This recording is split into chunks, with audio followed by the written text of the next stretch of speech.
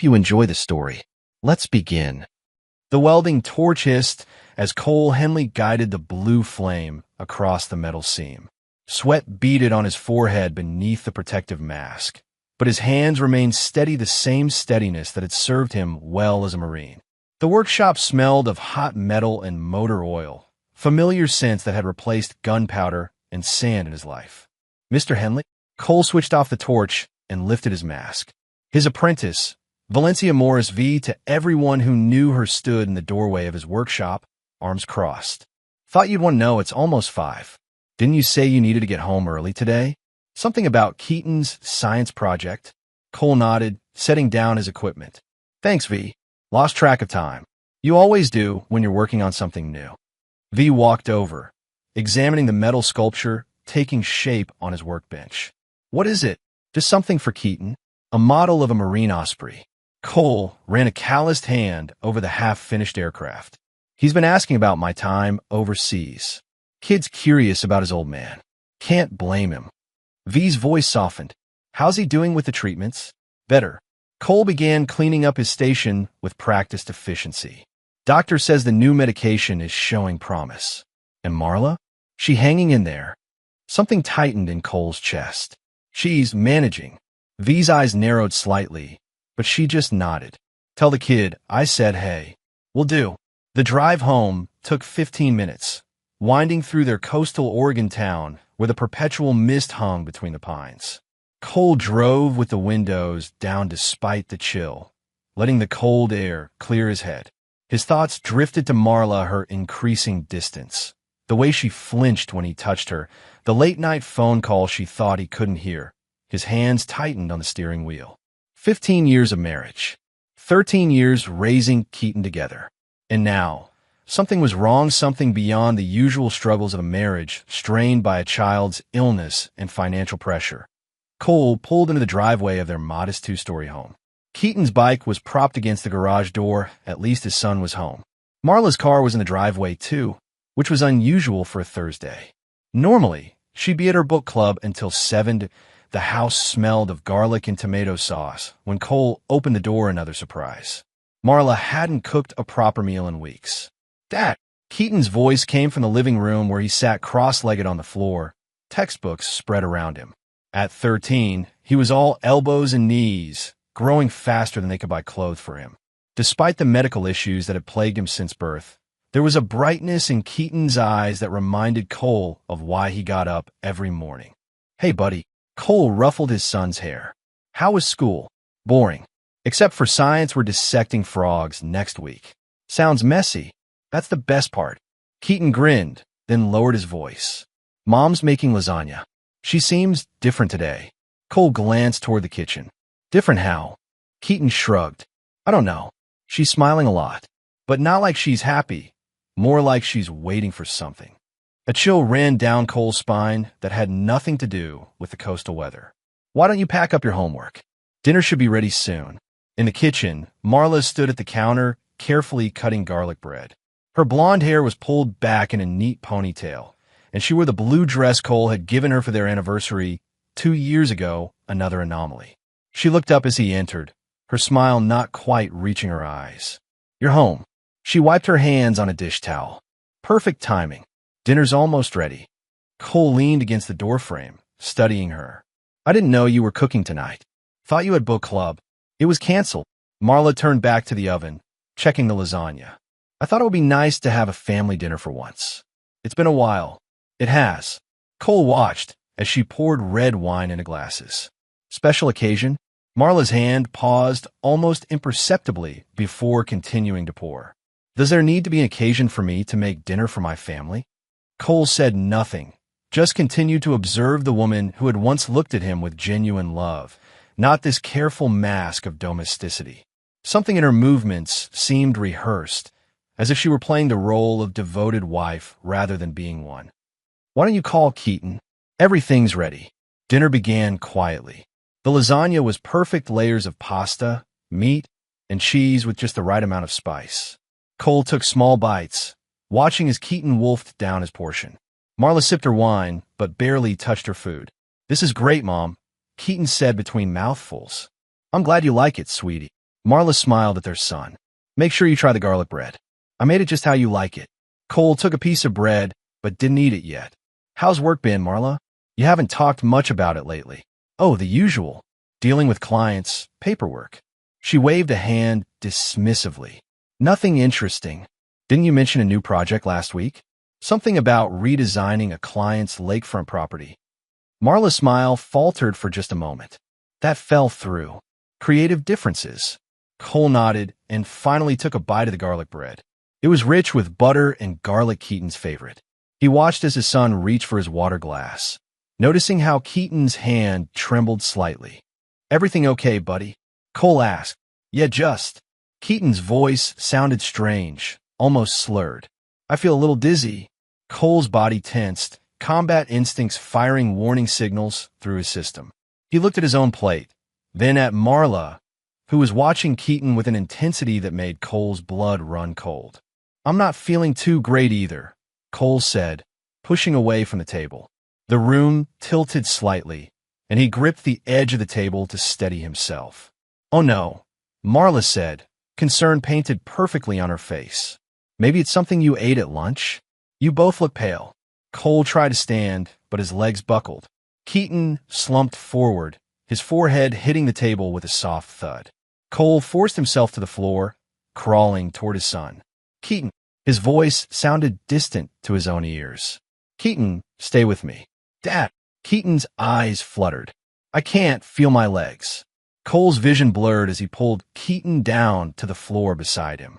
With tremendous effort, he positioned himself to look as though he'd passed out, but kept one eye cracked open just enough to see. Marla stood over them, her face transformed. The mask of concern was gone, replaced by cold calculation. She knelt, checking Keaton's pulse first, then Cole's. Satisfied, she pulled her phone from her pocket and dialed. It's done, she said softly. They'll both be gone soon. No one suspects anything. Just a tragic accident, food poisoning. Maybe. The lasagna is already in the trash. I'll call 911 in about an hour, when it's too late to help them. She listened for a moment, then laughed a sound so foreign to Cole that his chest constricted with rage and betrayal. Of course I'm sure. I checked their pulses myself. We'll have the insurance money by next month. Then Costa Rica, just like we planned. When she hung up, she stood looking down at them for a long moment. Then, without another word, she grabbed her purse and keys and walked out the front door. But as soon as he heard her car pull away, Cole whispered to Keaton, Don't move yet. Stay still until I tell you. Dad. Keaton's voice was weak. What's happening? I'll explain soon. We need to get his safety first. Cole forced his body to move despite the poison flowing through his veins. Every muscle screamed in protest, but the rage burning inside him was stronger. Can you move at all? A little. Everything's numb. Cole dragged himself to his knees, fighting against the vertigo that threatened to send him crashing back to the floor. With agonizing slowness, he pulled Keaton up, supporting his son's weight against his shoulder. We need to get to the basement, he managed through gritted teeth. Hold on to me. The journey across the house felt endless. Each step was a battle against the toxin that made their limbs heavy and unresponsive. By the time they reached the basement door, Cole's shirt was soaked with sweat, and Keaton's breathing had become shallow and rapid. The basement was finished on one side of space for Keaton's video games and Cole's home gym. But Cole headed for the unfinished section, where concrete floors met bare foundation walls. Behind a stack of storage bins was a steel door Marla didn't know existed. Dad, what is that? Keaton asked, his voice slightly stronger now that they were moving. Cole punched a code into the keypad beside the door. Something I hoped we'd never need. The door swung open to reveal a small room equipped with a cot, medical supplies, canned food, bottled water, and a bank of monitors showing different angles of their house. Cole helped Keaton onto the cot before staggering to a metal cabinet, where he retrieved a bottle of activated charcoal and a medical kit. Take this, he said, measuring out a dose of the black liquid. It'll help absorb the poison. Keaton's hands shook as he took the cup. Poison? Dad, was Mom trying to drink first, then we'll talk. Cole prepared another dose for himself, then opened the medical kit and removed a pre-filled syringe. He rolled up his sleeve and injected the contents into his arm with practiced efficiency. "What's that?" Keaton asked, his voice small. "Something from my Marine days. A stabilizer." Cole sat heavily on the edge of the cot. "It'll counteract the symptoms until the charcoal does its job." As the medication began to take effect, Cole's mind cleared enough to focus on the monitors. He pulled a laptop from under the cot and began typing, bringing up saved footage from the past several weeks. "Dad, please tell me what's going on." Keaton's eyes were wide, fear battling with confusion. "Why does this room exist? Why did Mom? Why would she?" Cole ran a hand over his face, his fingers trembling slightly, not from the poison, but from the effort of containing his rage. "I built this after the break-in 3 years ago. Didn't tell your mom because I didn't want her to worry. But lately I've been noticing things." "What things?" Cole turned the laptop so Keaton could see. On the screen was footage from earlier that evening. Marla standing in the kitchen, carefully measuring a white powder into the sauce before stirring it thoroughly. "No," Keaton whispered. "She wouldn't." "She did." Cole's voice was flat. "And she's been planning it for a while." He clicked through more saved clips. Marla on the phone at night, speaking in hushed tones. Marla checking life insurance documents when she thought no one was home. Marla meeting a man in a coffee shop, accepting an envelope that she quickly tucked in her purse. "I didn't want to believe it either," Cole said. "I kept hoping there was another explanation. That's why I installed the cameras. I needed to be sure before I did anything." "Who was she talking to on the phone?" After we collapsed?" Cole clicked on another file. The footage showed Marla in the kitchen again, this time with her phone to her ear. He increased the volume. "It's done. They'll both be gone soon." A man's voice responded, tinny through the phone speaker. "Good. You get your cut once the bodies are confirmed. The insurance company will need to verify the deaths before payment." Keaton made a sound somewhere between a sob and a gasp. "She wanted us dead for money?" Cole closed the laptop, unable to bear the devastation in his son's eyes. "I'm going to fix this. I promise you that." "How?" "We can't go to the police. They'll think we're crazy. It's her word against ours. We have the footage. She'll say you doctored it, that you're paranoid." "Dad, no one will believe us." Cole knew Keaton was right. His thoughts turned to his brother-in-law, Wyatt, a former Marine who had served with him. If anyone would help them, it would be Wyatt. "We need allies," Cole said, reaching for his phone. "I'm going to call your Uncle Wyatt." The call connected after 3 rings. "Cole? It's late. Everything okay?" "No, Wyatt, it's not. I need your help." Marla tried to. "Stop." Wyatt's voice hardened. "Just stop. I'm not getting involved in whatever's going on between you two. This isn't a marital dispute.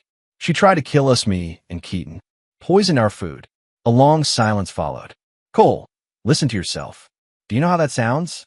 "I know exactly how it sounds. But it's the truth. I have proof, security footage. Look, I've tried to give you the benefit of the doubt over the years, but Marla told me about your episodes. The paranoia, the mood swings. She's been worried about you for a long time." Cole's grip on the phone tightened. "She told you I was unstable? She told all of us." "The family's concerned, Cole. We've been talking about intervention options, getting you help." The betrayal cut deeper than Cole had thought possible. While he was working overtime to pay for Keaton's medical bills, Marla had been poisoning his reputation, preparing the ground for when she finally poisoned his body. "Wyatt, I'm asking you as a brother, as a fellow Marine. Don't." Wyatt's voice was cold. "Don't use our service to manipulate me. I've seen men break after coming home. There's no shame in getting help. She's lying to you. Stay away from my family, Cole. I mean it. Get professional help before you do something you can't take back." The line went dead. Cole stared at the phone, a numbness spreading through him that had nothing to do with the poison. "Uncle Wyatt doesn't believe us, does he?" Keaton asked quietly. "No."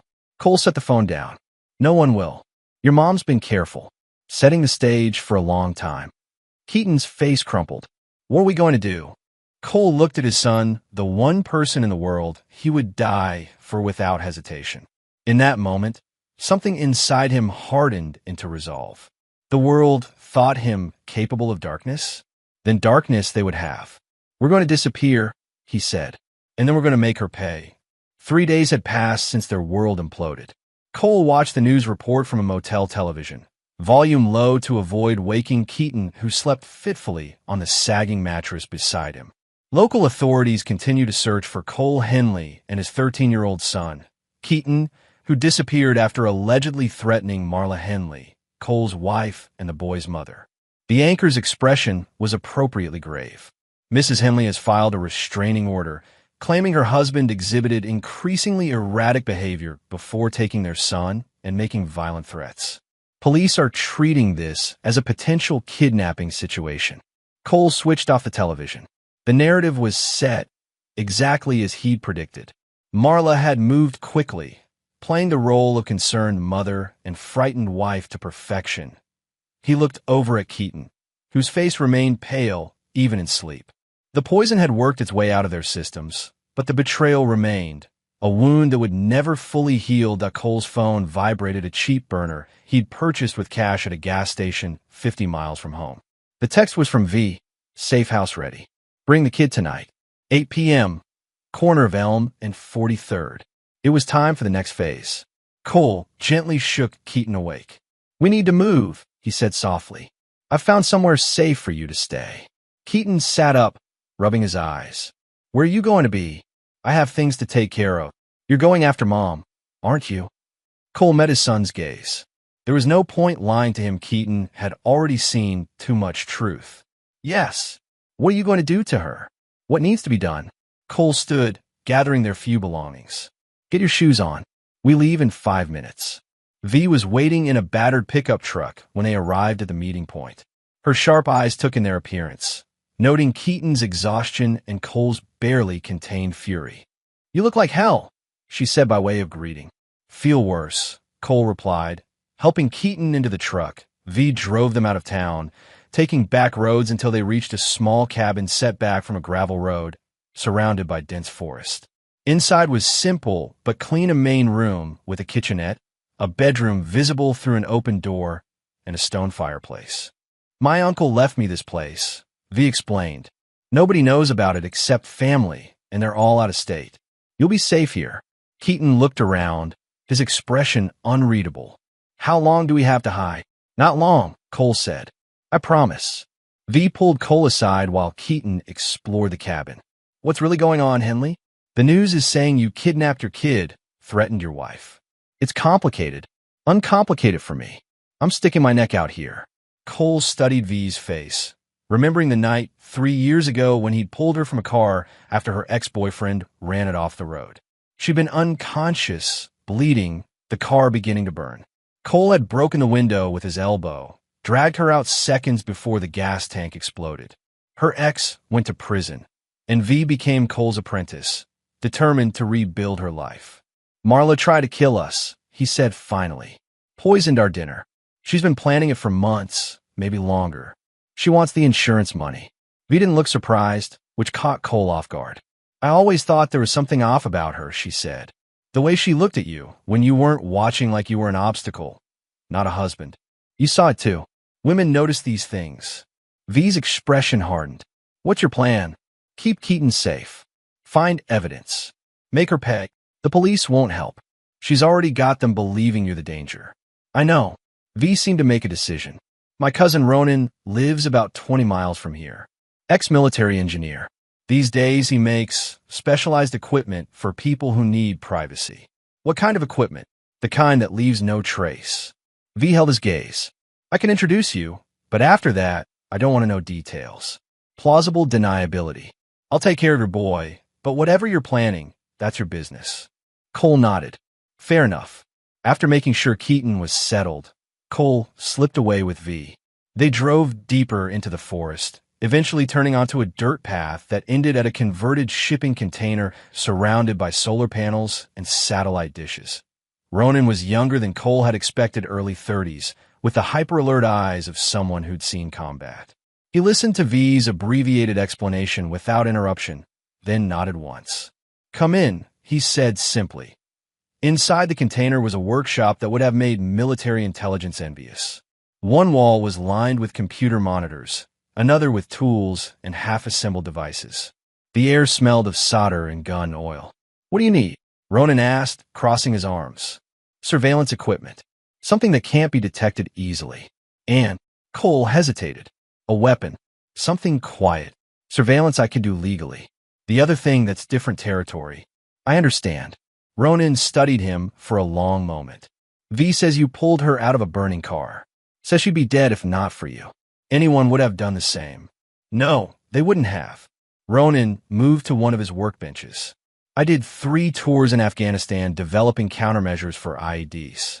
Save a lot of lives.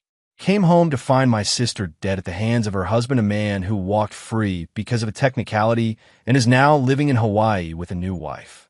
He opened a drawer and removed a small device. This is a long-range transmitter disguised as a basic car tracking unit. It'll give you GPS coordinates, audio within a 15-foot radius, and can't be detected by standard sweeps. Cole took the device, turning it over in his hands. And the other item? Ronan's expression revealed nothing as he moved to another area of the workshop. From a hidden panel on the floor, he retrieved a locked case. This never came from me. We never met. V never brought you here. Understood. If you're caught with this, it's federal time. Cole nodded. I won't be caught. 2 weeks earlier, Marla Henley sat across from Russ Kincaid in a coffee shop 30 miles from her home, her stomach fluttering with a combination of desire and fear. Russ was everything Cole wasn't: smooth, sophisticated, ambitious. His tech startup had just secured another round of funding, and he spoke of millions as casually as others discussed the weather. It's all arranged, he said, sliding an envelope across the table. The substance is untraceable. Symptoms mimic a severe allergic reaction. No autopsy will detect it unless they're specifically looking, which they won't be.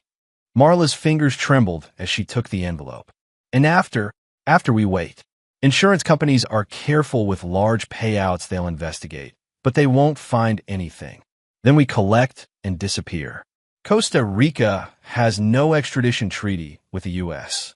What about Keaton? His medical condition is expensive and draining your finances. You said yourself he'll never be fully healthy. This is a mercy, Marla, for all of you. Marla looked down at her coffee. Her mother's voice echoed in her head. Men are tools, nothing more. Use them, then discard them when they've served their purpose. Cole had served his heed, given her Keaton, provided a stable home, a respectable life. But now he was an anchor, holding her back from the life she deserved. And Keaton, the endless doctor visits, the medications, the special diets. She loved her son, but the burden was crushing her. This would be better. A clean break, a fresh start. I'll do it Friday, she said finally. Cole will be home early. I'll make lasagna, it's Keaton's favorite. Russ smiled, reaching across the table to take her hand. Soon it'll just be us. No more hiding, no more pretending. Marla smiled back, pushing away the last flicker of doubt. Cole reviewed the footage from Marla's car tracker for the 3rd time, noting the same pattern Monday and Thursday afternoons spent at a modern apartment building in Portland, always for exactly 3 hours. The audio had captured multiple conversations, confirming what he already knew. Marla was living a double life with a man named Russ Kincaid, celebrating their freedom from Cole and Keaton.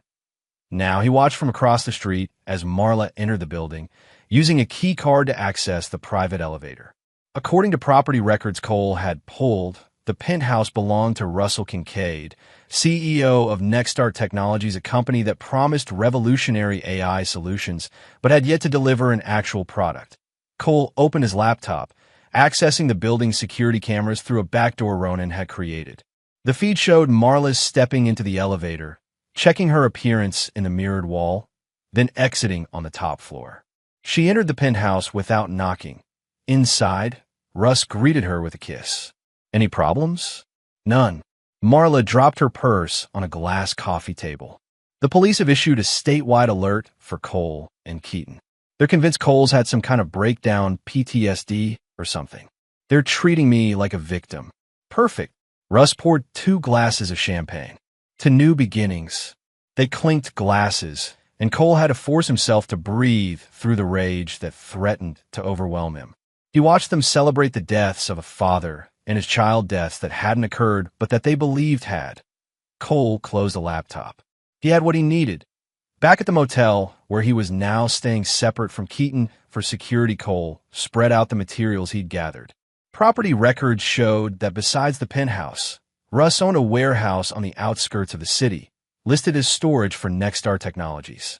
But utility records told a different story: minimal electricity usage, except for a sophisticated security system. No water consumption at all. Not a working business location, then. Something else. Cole's phone buzzed with a text from Ronan. Equipment ready. Tonight. The pieces were falling into place. Ronan handed over a small drone equipped with a high-resolution camera. Control range is half a mile. Battery lasts 40 minutes. Camera can see through most standard windows. Captures both visual and infrared. Cole examined the drone, noting its matte black finish and near-silent rotors. This will work. And the other items? From a duffel bag, Ronan produced a handgun with an integrated suppressor. Modified Glock 19. Subsonic ammunition. The suppressor is permanently attached, more reliable that way. Next came a set of what looked like ordinary smoke grenades. These produce a dense fog that blocks standard security cameras and most motion sensors. 3-minute dispersal, no residue. Cole packed everything carefully. Thank you. Don't thank me, Ronan said. Just be thorough. People like your wife and her boyfriend, they don't stop. They don't learn lessons. They just find new victims. Cole nodded, understanding precisely what Ronan wasn't saying. The staging of his own death was methodical, like every other aspect of Cole's plan. He left bloodied clothes by the river clothes that contained traces of his DNA from hair and skin cells. He made sure the blood was his own, drawn carefully with a syringe and spread to suggest significant injury. A burner phone registered in his name was left nearby, its GPS active enough to ping location data before the battery died. Local news reported it within hours. Search underway for possibly suicidal kidnapping suspect. By evening, the narrative had evolved. Authorities fear murder-suicide as blood found near river matches missing father. Cole watched the coverage from the cabin, where V was caring for Keaton. His son's expression was unreadable as the reporter described how Cole had likely killed himself after harming or killing his own son. They think we're dead, Keaton said quietly. That's the idea. Is that what Mom thinks too? Cole pulled up the audio feed from Marla's apartment. Her voice filled the room. They found blood by the river. They think he killed himself, maybe Keaton too. Russ's voice followed. Any bodies yet? No, but they're dragging the river. It's only a matter of time. And then the insurance pays out. After investigation, yes. We need to be patient. Cole turned off the recording. She thinks we're dead, and she's happy about it. Keaton's face hardened, something changing in his eyes, a loss of innocence that Cole wished he could have prevented. What happens next? Next, I go after her boyfriend. He's the weak link. And then Mom. Cole looked at his son, seeing not just a boy, but a young man who had been forced to confront the darkest aspects of human nature far too soon. One step at a time. The warehouse stood isolated at the end of an industrial park, its exterior weathered and unremarkable. Cole had spent 3 nights observing the property, noting that Russ visited only once a week, always alone, always after midnight. Tonight was that night. Cole watched through binoculars as Russ's Tesla pulled up to the gate. The security system was high-end camera coverage, motion sensors, electronic locks requiring both key card and numeric code. But Cole had planned for this. As Russ approached the gate, his phone pinged with an email. Cole watched him pause, reading the message with increasing agitation. The email sent from an anonymous account using routing that couldn't be traced contained an FBI letterhead and suggested that agents had evidence Marla Henley was cooperating with authorities, offering information about Nexstar's financial irregularities in exchange for immunity. The IT was entirely fabricated, of course, but Russ wouldn't know that. Not until it was too late. Russ made a phone call immediately, his body language betraying his panic. When Marla didn't answer, she was at a spa hotel for the weekend. A detail Cole had learned from their surveillance. Russ punched in the gate code with shaking hands and hurried inside. Cole gave him 5 minutes, then moved. The smoke grenades went first, deployed at strategic points around the warehouse's exterior. As the dense fog enveloped the security cameras, Cole approached the gate, Using the code he'd observed Russ enter. The electronic lock disengaged with a soft click. Inside, the warehouse was divided into sections. One area held servers likely containing financial records and other sensitive data. Another contained locked cabinets that Cole suspected held cash or other valuables. But it was the third section that drew his attention. A small, soundproofed room where Russ now sat at a computer, frantically typing. Cole moved silently, the modified Glock solid in his hand. When he entered the room, Russ didn't immediately notice. So focused was he on deleting files. "Hello, Russ." Russ spun in his chair, eyes widening in shock. "Who? You know who I am." Cole closed the door behind him. "I'm the man you tried to kill. The man whose son you tried to kill." "I don't." Cole raised the gun. "Don't bother lying. I've heard the recordings. I've seen the footage. I know everything." Russ's face drained of color. "Cole, you're supposed to be dead. Sorry to disappoint." Cole moved closer, his voice deadly calm. "Did you really think it would be that easy? That I wouldn't notice my own wife poisoning my food? Look, this is a misunderstanding." "A misunderstanding?" Cole almost laughed. "Is that what you call planning a double murder? Conspiring to kill a child for insurance money?" Russ's eyes darted to the door, calculating his chances. Cole shook his head slightly. "Don't. You wouldn't make it 2 steps. What do you want?" Russ's voice shook despite his attempt to sound in control. "Money? I've got plenty. Name your price." "I don't want any money."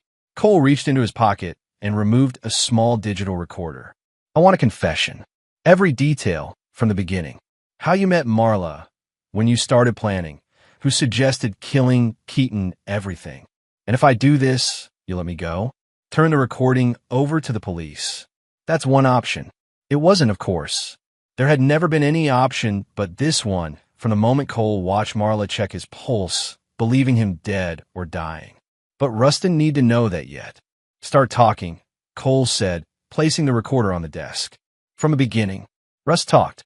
For over an hour, he detailed everything meeting Marla at a real estate convention, their affair beginning within weeks, the gradual realization that Cole's life insurance policy was substantial due to his military service and hazardous occupation.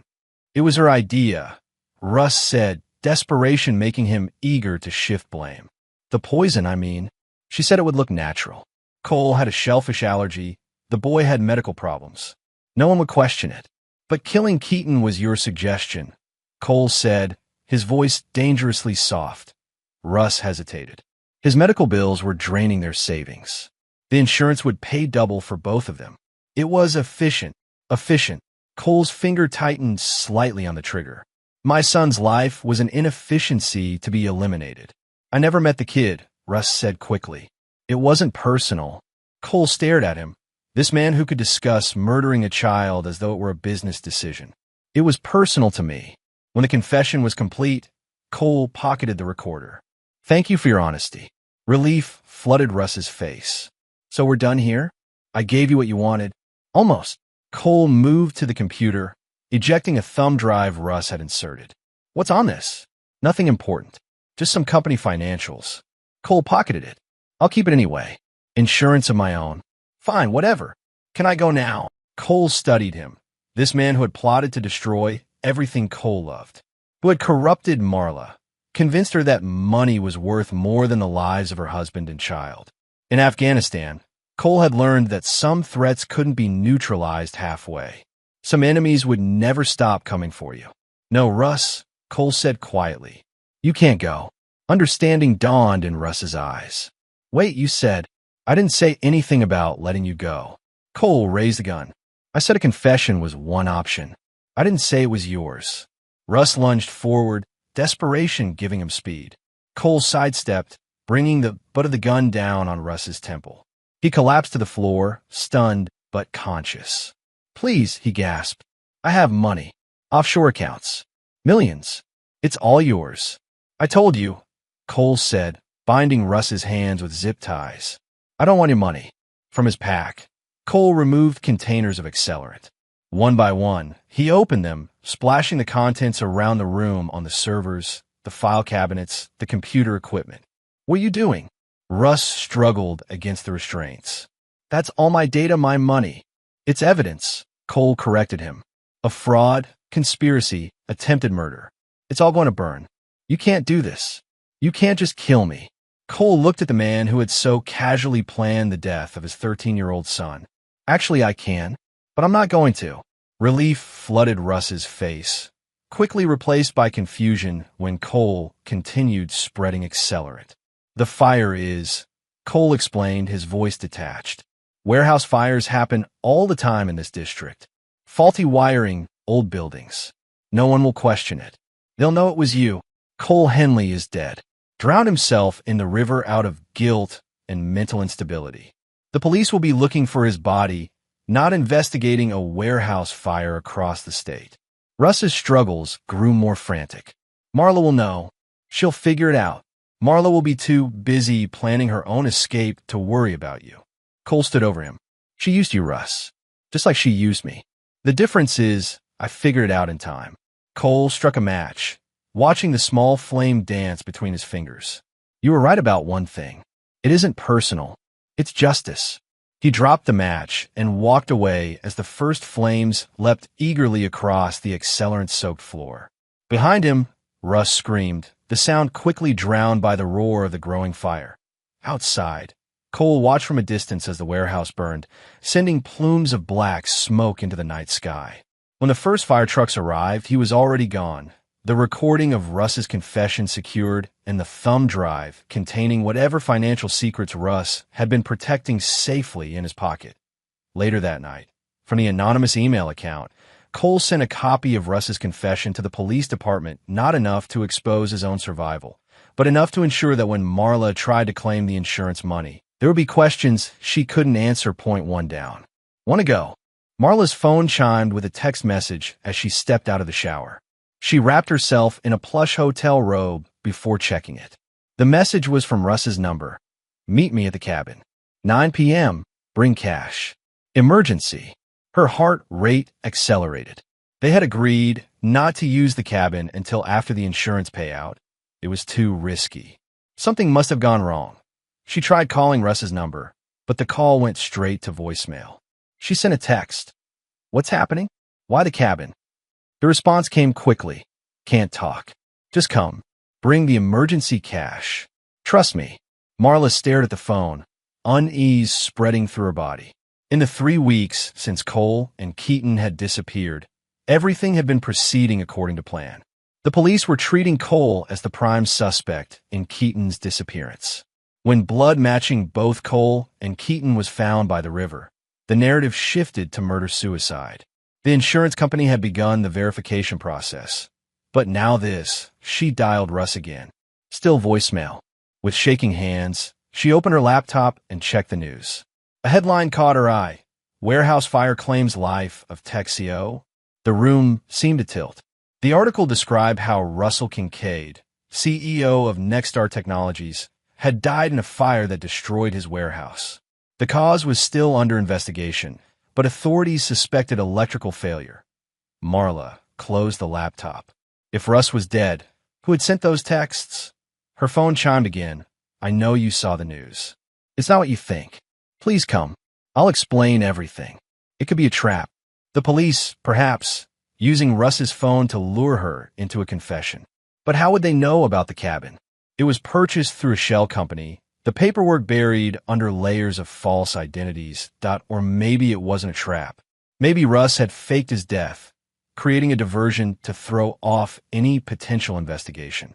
It would be just like him, theatrical, dramatic, effective. Marla made her decision.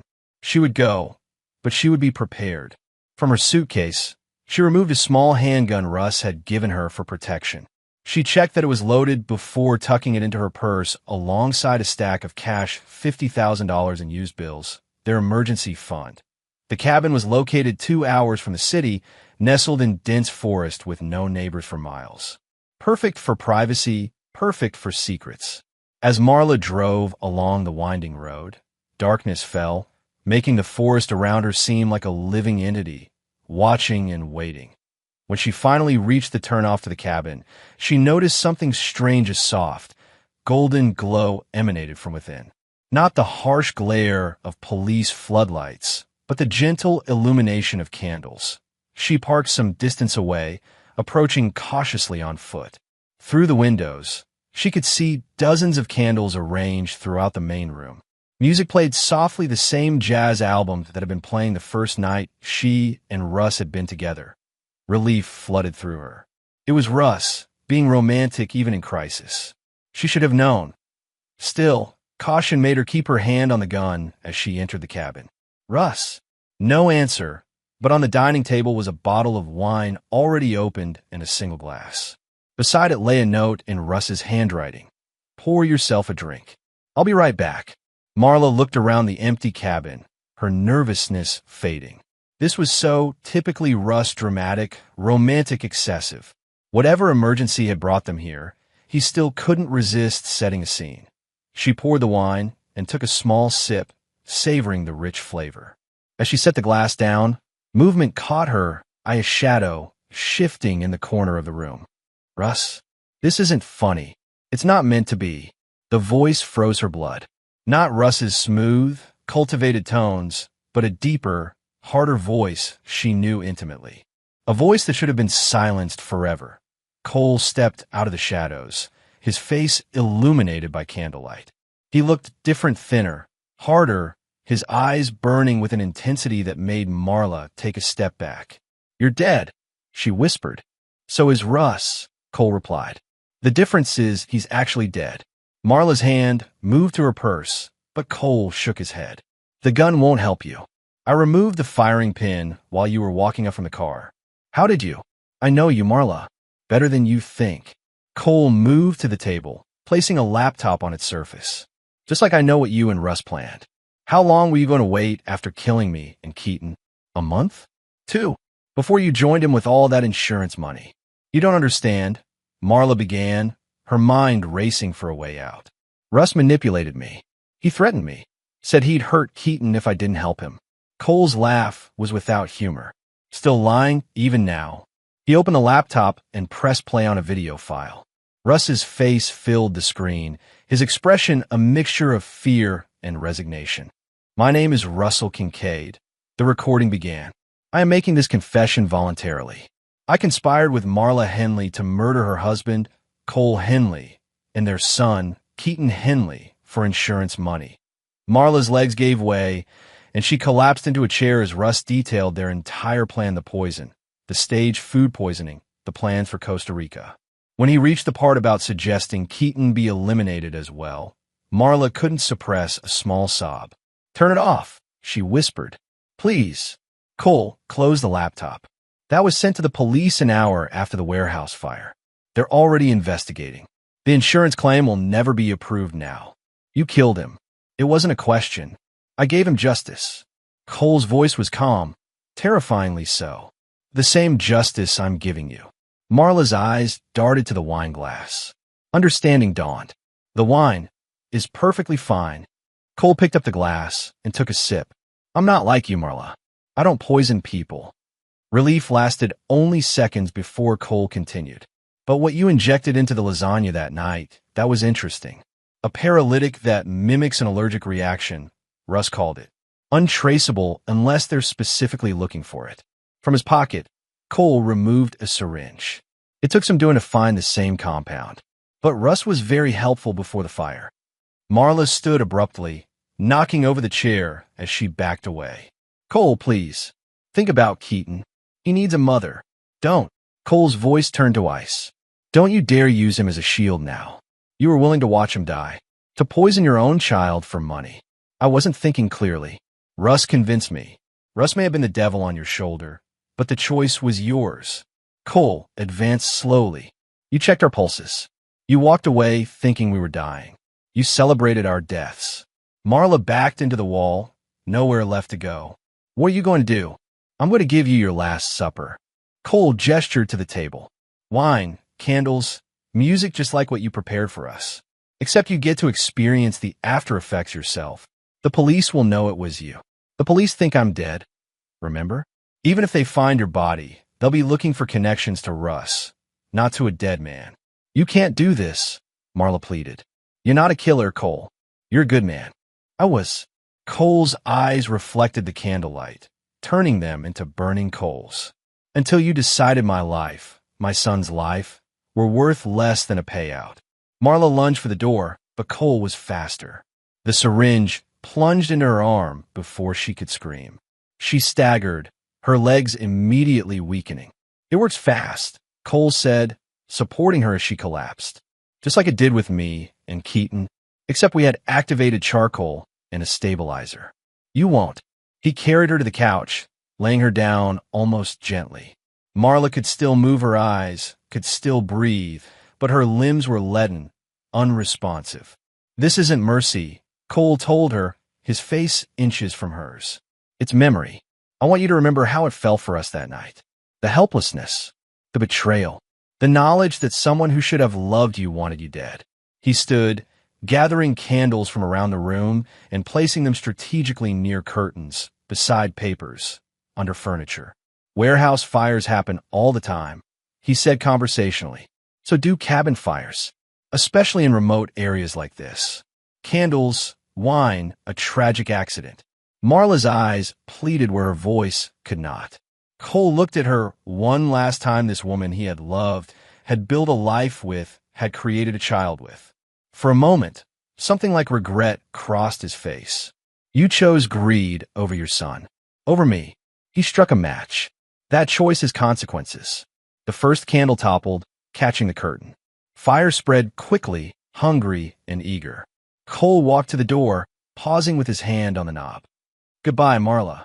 He closed the door behind him, locking it with the key she had used to enter.